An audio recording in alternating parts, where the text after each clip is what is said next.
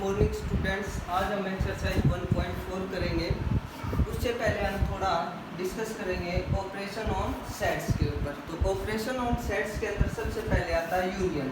तो यूनियन क्या होता है? Let A and B and two sets, the union of A and B is the set which consist of all the element of A and B, the common element taken only once. उसको हम क्या बोलते हैं? Union. और इसकी representation होते हैं अपने पास see, union. For example a set है 1 2 3 4 5 और बी सेट है 3 4 5 7 8 9। अब अकॉर्डिंग टू डेफिनेशन क्या होगा? A and B is the set which consists of all the element of A and B।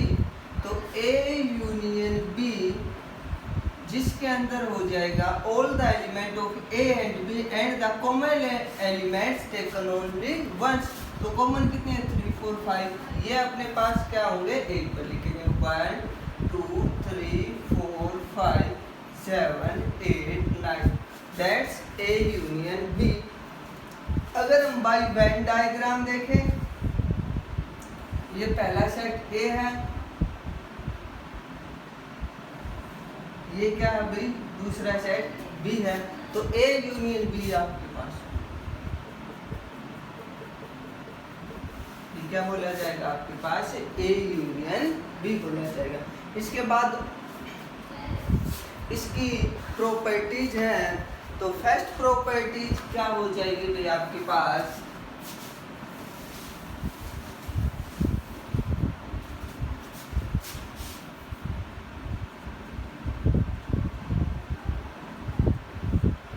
पहली प्रॉपर्टी क्या है कि A यूनियन B इक्वल होता है B यूनियन A। इसको हम बोलते हैं कम्यूटेटिव प्रॉपर्टी।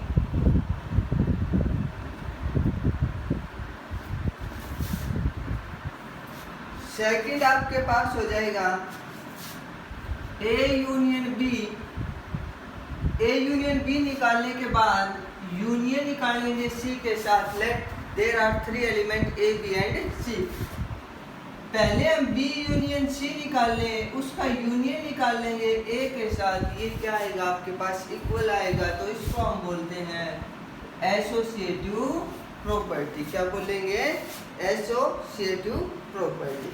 थर्ड है A union A which is equal to किसके इक्वल हो जाएगा? A के इक्वल हो जाएगा। इसको हम बोलते हैं आइडम्पोटेंट लॉ। क्या बोलेंगे? आइडम्पोटेंट लॉ इसको हम बोलते हैं। अब इसके बाद है आपके पास A यूनियन 5।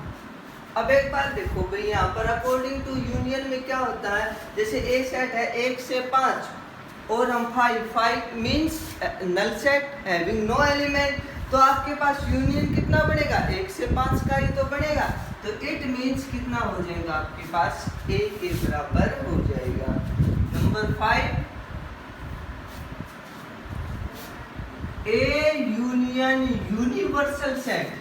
अगर हम यूनिवर्सल सेट के साथ लेते हैं, फॉर एग्जांपल हम एक एग्जांपल लेते हैं कि क्लास 11th है पीजी सीनियर सेकेंडरी स्कूल के अंदर, और फिर मैं नाम लेता हूँ पीजी सीनियर सेकेंडरी स्कूल। तो इट मीन्स जो क्लास 11th है पीजी सीनियर में, वो होल स्कूल के अंदर ही तो आपके पास कंसिस्ट है। तो इट मीन्स आपके पास क्या हो जाएगा? यूनिवर्सल सेट आपके पास हो जाएगा। अब इसके बाद आपके पास आ जाएगा इंटरसेक्शन।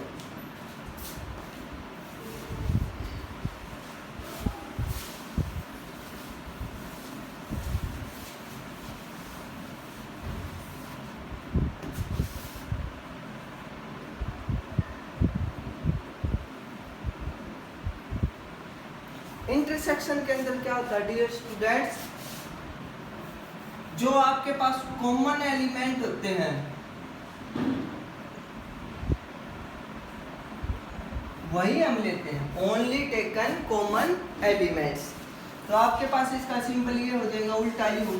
तो ए सेट है 1 2 3 4 और बी सेट है 2 5 7। तो आपके पास ए इंटरसेक्शन बी कितना होगा? ओनली 2। कितना हो जाएगा? तो ओनली बी और टेकन क्या करना भाई, अपने को कॉमन एलिमेंट इसके अंदर लेने हैं। तो आप याद रख सकते हो जो हमने यूनियन किया है, यूनियन को हम एलसीएम से याद रख सकते हैं। एलसीएम में क्या होता है, जो कॉमन एलिमेंट उसको एक बार रिमेनिंग सभी लेते हैं और इंटरसेक्शन को हम एचसीएफ के द्वारा याद रख सकते हैं, क्योंकि एचसीएफ में क्या था, केवल कॉमन एलिमेंट लिखे जाते हैं। तो इट मींस आप यूनियन को एलसीएम के साथ कंसीडर करके चलो, इंटरसेक्शन को एचसीएफ के साथ। अगर भाई हम वेन डायग्राम के देखें इसको, ये ए सेट है और ये कितना है? B set. We have taken only common portion. तो ये देखो ए, तो ये आपके पास क्या हो जाएगा? ओनली ए इंटरसेक्शन कितना हो जाएगा भाई आपके पास? ए इंटरसेक्शन बी हो जाएगा। अब इसके बाद आपके पास प्रॉपर्टीज ऑफ इंटरसेक्शन आ जाएंगी। तो फर्स्ट है ए इंटरसेक्शन बी बराबर है बी इंटरसेक्शन ए। क्या नाम देंगे इसको? हम कॉम्यूटेटिव प्रॉपर्टी का इसको नाम देंगे। सेकंड है ए इंटरसेक्शन बी लिया, फिर उसका इंटरसेक्शन सी के साथ लिया, बी इंटरसेक्शन सी लिया, उसका इंटरसेक्शन ए के साथ लिया, तो ये बोली जाएगी आपके पास एसोसिएटिव प्रॉपर्टी बोली जाएगी। थर्ड है फाई का इंटरसेक्शन ए के साथ लेते हैं तो फाई आता है, बट फाई का यूनियन ए के साथ लेते हैं तो ए सेट आपके पास आता है। अब फोर्थ है ए इंटरसेक्शन ए के बराबर ही हो जाएगा, that is known as idempotent law, इसको हमें बोलते हैं। अब इसके बाद आपके पास नंबर 5 ए का इंटरसेक्शन यूनिवर्सल सेट के साथ लेते हैं तो आपके पास ए आता है। क्या आ जाएगा भाई? ए आता है। और इसके बाद है ए का इंटरसेक्शन बी यूनियन किसके साथ लेंगे? सी के साथ लेंगे, तो ये हो जाएगा A intersection B, A intersection C और इसका यूनियन। ये क्या बोली जाएगी भाई आपके पास? Distributive property. क्या बोली जाएगी? डिस्ट्रीब्यूटिव प्रॉपर्टी आपके पास बोली जाती है। अब इसके बाद है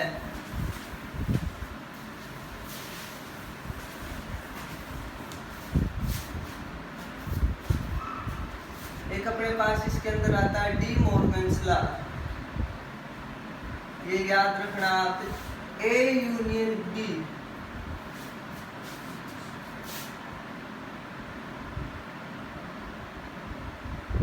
ये हमें कॉम्प्लीमेंट के अंदर इसके अंदर करेंगे। कॉम्प्लीमेंट का जब आएगा आपके पास तो उसके अंदर हम करेंगे, बस याद रखना ए यूनियन बी का कॉम्प्लीमेंट, ए का कॉम्प्लीमेंट इंटरसेक्शन बी का कॉम्प्लीमेंट और ए इंटरसेक्शन बी ये हो जाएगा ए का यूनियन किसके साथ हो जाएगा? बी के साथ। अब इसके बाद है difference of sets. Difference of sets. A set है 1 2 3 4 5 6। बी सेट है 4 5 6 7 8।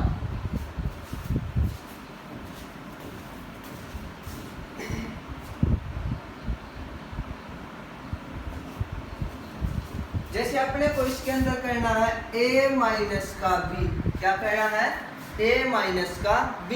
तो a माइनस b में क्या है जो पहले बोला गया है। अब पहले इसके अंदर कॉमन एलिमेंट देखो भाई कितना है?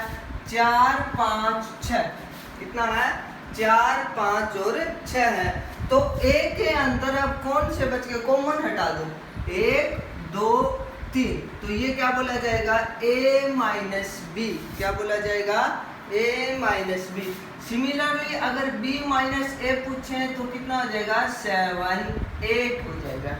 तो ओनली जो पहले बोला गया है उसी का लिखना, तो इसलिए इसको हम बोलते हैं ओनली a और इसको हम बोलेंगे ओनली b। अब हम बाय वेन डायग्राम के द्वारा इसको क्लियर करते हैं। a सेट है, b सेट है। सबसे पहले ये आपके पास इसका इंटरसेक्शन है। इंटरसेक्शन कितना है आपके पास 4 5 6, ये लिख दिया 4 5 और 6। थोड़ा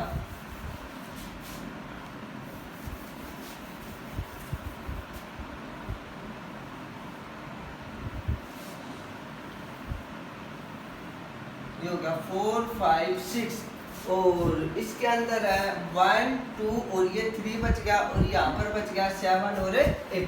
अब देखो a minus B, a minus B का मतलब क्या है कि जो a सेट है कितना है भाई आपके पास है a सेट जो है a में से माइनस कर देना है उसका इंटरसेक्शन।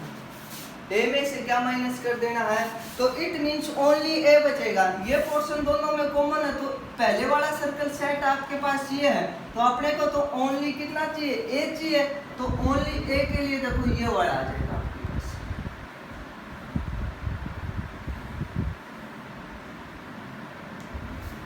तो ये आपका 1 2 3 का क्या बोला जाएगा ओनली a, ठीक है, यानी कि a माइनस का b। Similarly only b, intersection हटा दो, b में से उसका इंटरसेक्शन हम क्या कर देंगे माइनस कर देंगे। तो ये बोला जाता है आपके पास डिफरेंस ऑफ टू सेट्स का बोला जाता है।